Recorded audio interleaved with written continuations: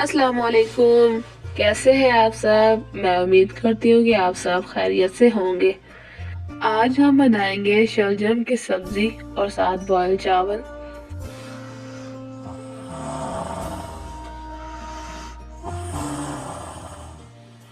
अक्सर घरों में शलजम के सालन के साथ बॉयल चावल ज़्यादा पसंद किए जाते हैं और हमारे घर में भी बॉयल चावल ज़्यादा पसंद किए जाते हैं।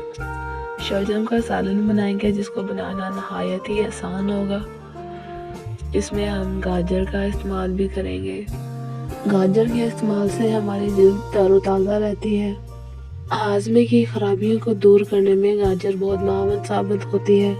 गाजर के इस्तेमाल से छोटी और बड़ी आंत की बहुत सी बीमारियों से बचा जा सकता है। अल्सर होने से रोकता है। और साथ हम शलजम को कट करके रख लेंगे। शलजम छिलके समेत नहीं इस्तेमाल करते, इसे छील कर हमेशा इस्तेमाल करते हैं। और साथ हम मेथी का इस्तेमाल करेंगे।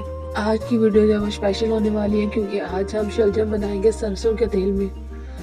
सरसों के तेल में मौजूद चिकनाई कोलेस्ट्रॉल की सतह को काबू में रखने में मदद देती है। इसमें हम कटे हुए प्याज शामिल कर देंगे और इसको थोड़ा सा नरम होने देंगे।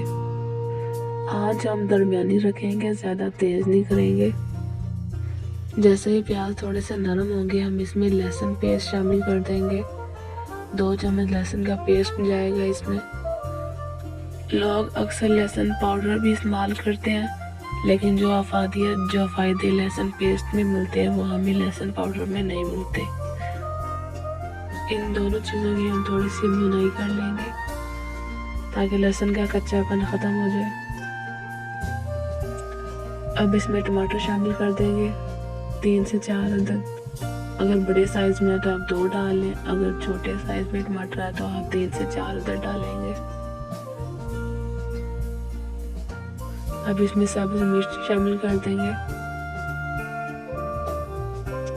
सब्ज़ मिर्च है वो सेहत के लिए अच्छी होती है बनिस्बत लाल मिर्च के। अब इनकी थोड़ी सी भुनाई करेंगे। हम थोड़ा थोड़ा पानी शामिल करके भुनाई करेंगे ताकि मसाला जल ना जाए। अब हम इसमें लाल मिर्च शामिल कर देंगे 2 चम्मच और साथ ही हम इसमें हल्दी शामिल कर देंगे। हल्दी जो है हमारी सेहत के लिए भी काफ़ी मुफीद है। सर्दियों में हमें हल्दी का इस्तेमाल ज़्यादा कर देना चाहिए। अब हम इसमें नमक शामिल करेंगे 1 चम्मच। अब हम फिर से मसाले की भुनाई शुरू कर देंगे। मसाले की भुनाई तब तक करते रहेंगे जब तक मसाला साइडों से घी न छोड़ दे। कुछ लोग कहते हैं कि शलजम सिर्फ जानवरों की खुराक है, लेकिन अगर इसे इंसानों की तरह बनाया जाए तो ये इंसान भी बड़े शौक से खाते हैं। शलजम फाइबर से भरपूर होता है और हमारे हाजमे में भी काफ़ी मददगार होता है। शलजम के इस्तेमाल से बलगम खुश्क हो जाती है। शलजम के इस्तेमाल से हमारे जिस्म में नया खून बनना शुरू हो जाता है। बीनाई दुरुस्त हो जाती है। मसाले की भुनाई अच्छे तरीके से हो गई है।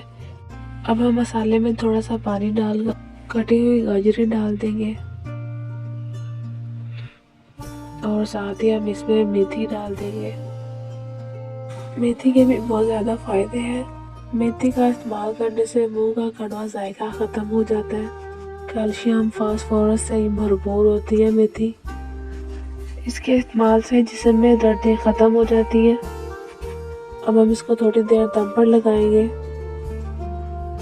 दम खोलने के बाद देखेंगे हमारी गाजरें जो हैं वो गल चुकी हैं। गाजरों को हम ज़्यादा नहीं पकाएंगे कि इनकी फातियत ख़त्म हो जाए। हम सिर्फ इनको इतना पकाएंगे ये खाने में आसानी से खाई जाए। कटिंग किए हुए शलजम को मैंने पानी डालकर उबलने के लिए रख दिया था। अभी गल चुके हैं। अब हम इनको स्ट्रेनर में निकाल लेंगे। स्ट्रेनर में निकले हुए शलजम को किसी बाउल में डालेंगे और इनको अच्छे तरीके से मैश कर लेंगे। आप इनको आलू मैशर से भी मैश कर सकते हैं। जूस बनाने वाले जग में भी आप इसे ग्राइंड कर सकते हैं। जैसे आपको आसानी हो आप इनको ग्राइंड कर सकते हैं। میں یہاں پر کیک بنانے والی مشین سے اسے گرائنڈ کروں گی۔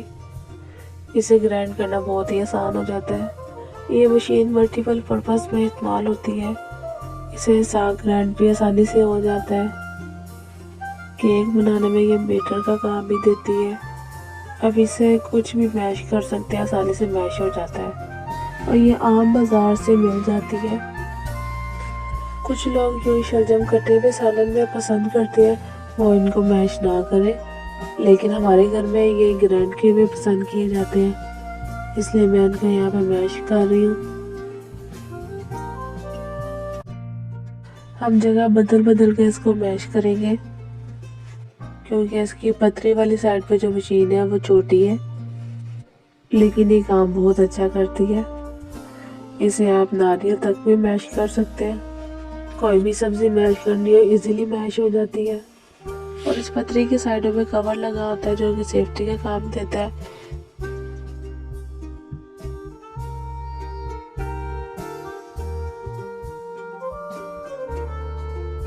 یہ آلو میش کرنے والے میشر سے بھی ایزیلی میش ہو جاتا ہے کیونکہ شلجم بھی آلو کی طرح نرم ہو جاتے ہیں ابلنے کے بعد۔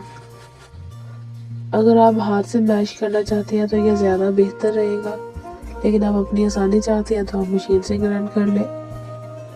ہمارے مسالے کی جو بنائی ہے وہ اچھے طریقے سے ہو چکی ہے۔ ہماری میتھی اور گاجر جو ہے وہ پک چکی ہے۔ اب ہم اس میں میش کیے ہوئے شلجم ڈال دیں گے۔ شلجم ڈالنے کے بعد اب ہم ان کو مکس کریں گے۔